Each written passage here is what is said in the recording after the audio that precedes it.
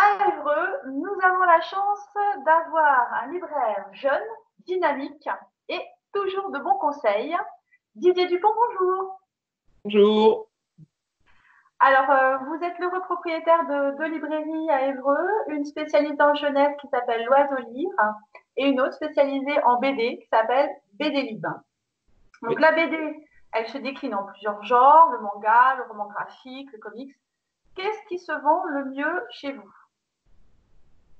Ce qui se vend le mieux, je dirais que ça reste toujours quand même ce qu'on appelle les classiques, le franco-belge, qui a toujours un lectorat très large, hein, qui va partir. Alors on rentre la jeunesse aussi souvent dedans, donc comme disait l'expression, de 7 à 77 ans, on peut dire de 7 à 107 ans, même avant maintenant. Et donc oui, le classique, le franco-belge se vend toujours bien.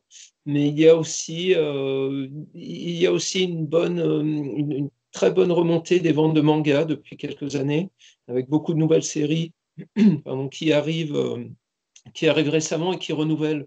On était beaucoup sur quelques 3 ou 4 séries, Naruto, One Piece, Dragon Ball, et maintenant de nouveaux blockbusters, on va dire, sont dans les rayons. Le genre commençait un petit peu à s'essouffler, je crois, ces derniers temps, le manga. Le manga avait tendance à tourner un petit peu sur ces quelques séries-là. Et là, de nouveau, beaucoup de licences arrivent en France, de nouveaux titres arrivent en France. Des éditeurs qui n'en faisaient pas trop ont développé leur catalogue. Donc il y a pas mal, oui, pas mal d'offres en manga, c'est sympa. Et c'est un peu pareil sur le comics, hein. Le comics a aussi reconnu un gros rebond, pas mal dû aussi au film, puisque les déclinaisons des comics en film ont fait venir parfois du public qui n'était pas forcément lecteur dessus, ou à relancer un petit peu le genre des super-héros aussi. Donc, sachant qu'en comics, on a aussi beaucoup, il y a du polar, il y a tout ce qui est fantastique, que tous les genres sont déclinés, et de la même manière, des éditeurs qui avaient un petit peu délaissé ou qui n'avaient pas forcément dans leur catalogue de comics ont tendance de plus en plus à avoir une offre en comics. Donc, ce sont deux genres aussi, le manga et le comics, qui, euh, qui fonctionnent bien, qui ont une belle offre. Vous avez en plus un très bon conseiller, je crois, pour les comics dans votre librairie. Et sur les comics, on a Valentin à la librairie qui est très très Et, bien et puis qui est pointu là-dessus. Et puis on parlait du franco-belge aussi, on a Stéphane, euh, notre voilà. libraire, qui lui est un grand spécialiste de tout ce qui est les grands auteurs classiques, notamment un incollable sur tout ce qui est l'univers d'Hergé et de Tintin. Donc voilà, on arrive à se compléter sachant qu'on lit un petit peu tout. Il y a des spécialisations de chacun, mais on lit un petit peu tout. Mais effectivement, Valentin en comics et Stéphane sur franco-belge sont très bons conseils. Alors, vous vendez de la bande dessinée, effectivement, mais vous organisez aussi beaucoup de ventes dédicaces et puis carrément des expositions au sein de la librairie. Vous pouvez nous en parler un petit peu? Oui, oui, bah, d'autant plus que cette année, donc 2020, qui est l'année de la BD, on avait commencé l'année en faisant pas mal déjà de rencontres, d'expositions. Il y en a une qui a déjà eu lieu, il y en a une qui devait avoir lieu là. Bon, voilà, ce sont les dates de rouverture, on va la reporter, mais on en a d'ici juin, il y a trois expositions qui sont prévues et on avait 4 rencontres d'auteurs qui devaient s'enchaîner là, sur 4 semaines, plus 4 ou 5 autres d'ici le mois de juillet. Donc oui, toujours des expositions en plus visent à mettre en avant le travail d'un auteur qui va venir à la librairie présenter ensuite le travail.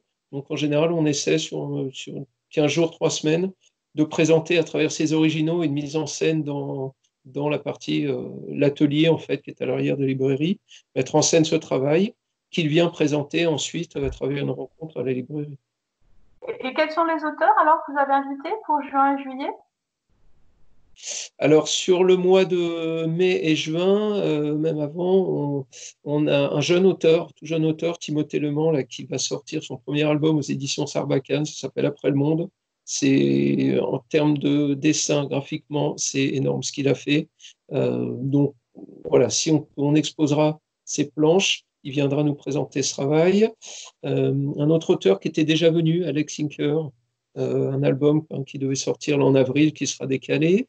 Ensuite, il y en a un ou deux autres à reconfirmer, mais on avait aussi, voilà, c'est Stéphane Agosto qui doit venir présenter leur bande dessinée Ciel sans pilote, qui est le tome 1.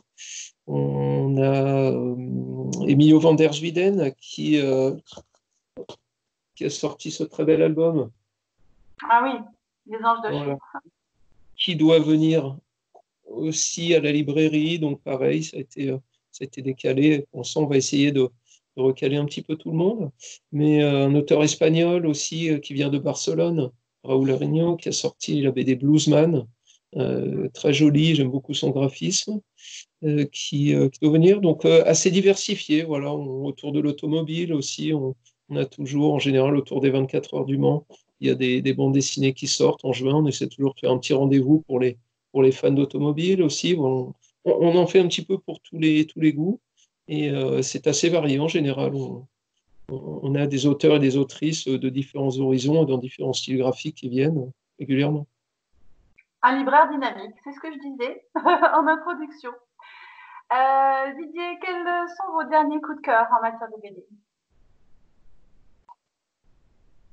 Il y a une petite coupure, j'ai pas entendu. Quels sont vos derniers coups de cœur?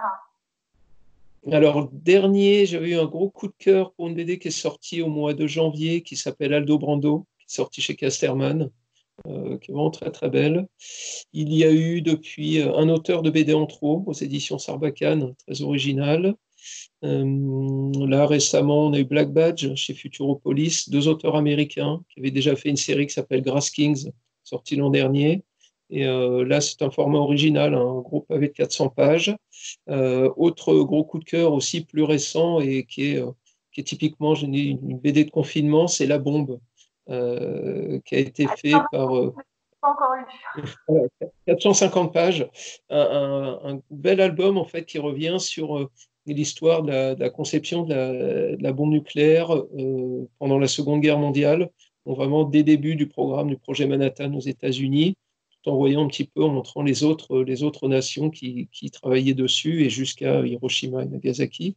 Donc un travail très documenté, un beau travail historique, mais qui reste un récit d'aventure. Et vraiment très beau volume. J'ai hâte de la lire en tout cas, ça c'est sûr. Didier, Et merci d'avoir reçu. il y a eu une très belle BD là, en changeant d'un genre qui est plus dans l'esprit des romans graphiques. On n'en a pas parlé, mais on a aussi un beau rayon roman graphique qu'on essaie d'animer régulièrement. Ça s'appelle La mécanique du sage, qui a été écrit et dessiné par Gabrielle Piquet, qui est une autrice qu'on avait déjà reçue, que j'adore et dont le style graphique, et c'est un très très bel album, La mécanique du sage. Ça, c'était un gros coup de cœur aussi. Elle est dans les rayons de la médiathèque. Bien, Merci Didier. de rien. À bientôt. Bon À confinement. bientôt. Oui.